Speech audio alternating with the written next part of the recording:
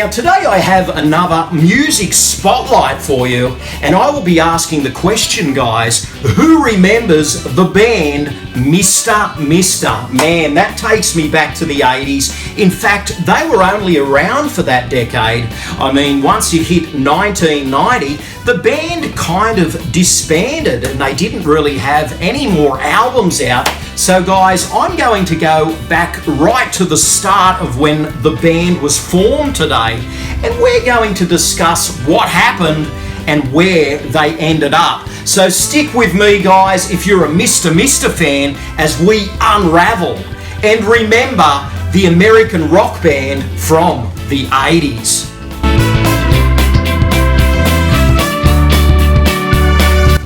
G'day viewers, Retro Man here and welcome to the 80s Show. Now today, guys, I will be reinvigorating those MTV memories by taking a look at the band Mr. Mister.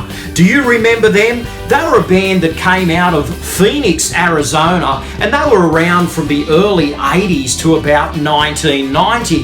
And Mr. Mister are kind of this band that you remember and then some people don't remember, and they were kind of lost a little bit in the void. I mean, I'm sure some people remember all of those big hits. I mean, off that second album of theirs called Welcome to the Real World, they had two really big hits off that. Of course, they had Kyrie, which was this tremendous hit, and they also had Broken Wings. That's what most people remember Mr. Mister for. I mean, some people refer to Mr. Mister as a rock band, but their songs really contain those pop elements.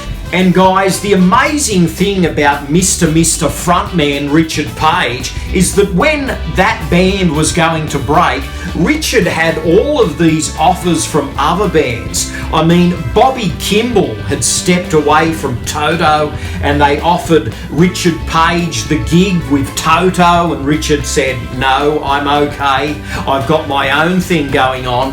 And he was also asked to front Chicago. That's right, guys, when Peter Cetera stepped away from Chicago, Richard Page was actually offered lead vocals for that band. So guys, Page has a very interesting history there. I mean, Toto and Chicago were two of the biggest bands in the 80s. They wanted him, but Page did his own thing with Mr. Mister. He surrounded himself with three other talented musicians. I think Richard Page is one of those underappreciated vocalists. I mean, his vocals are clean, they're crisp, they're very professional, and kudos, guys, to Richard Page, the drummer, the guitarist. It all came together seamlessly, and it's a real wonder that the band didn't last longer, because those two hits, Kyrie and Broken Wings, were both number ones on the US pop chart.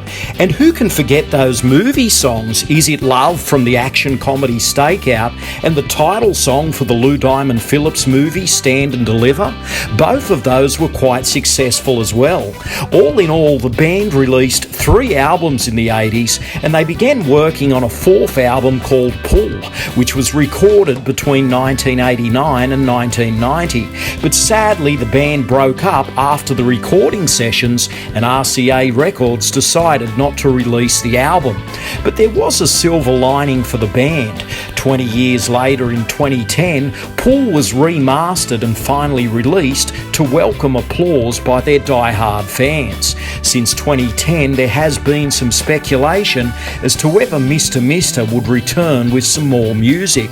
But in the end, the closest we have come to something fresh was when all 4 members of the band reunited for Richard Page's 70th birthday in 2023 to perform a rendition of their mega hit Broken Wings. With so much talent to give, it's surprising that this was the band's first collaboration in about 34 years. I guess the question remains, will Mr. Mister return with something new? Well, as they say, the future is there to be written. So it was an absolute pleasure reflecting on Mr. Mister. They're a band that many don't talk about today, but they had some great work out there in the 80s. They're a little bit of an underappreciated band, and guys, if you deep dive into their catalogue, you will find other little gems there. So guys, I will be doing a few more of these videos, and they're a lot of fun, these MTV reflections. There was just so much great music out there in the 80s, and it's so fun reflecting on these classic songs. So guys, I have some more MTV memories coming your way very soon, but until then, please like, comment and subscribe, and keep watching the 80s show, because you will never know what is going to pop up next. Until next time, this is Retro Man, living the dream, 80s style. Stay gold. Thanks for watching. Retro Man will return faster than a boomerang. But in the meantime, please check out these other episodes.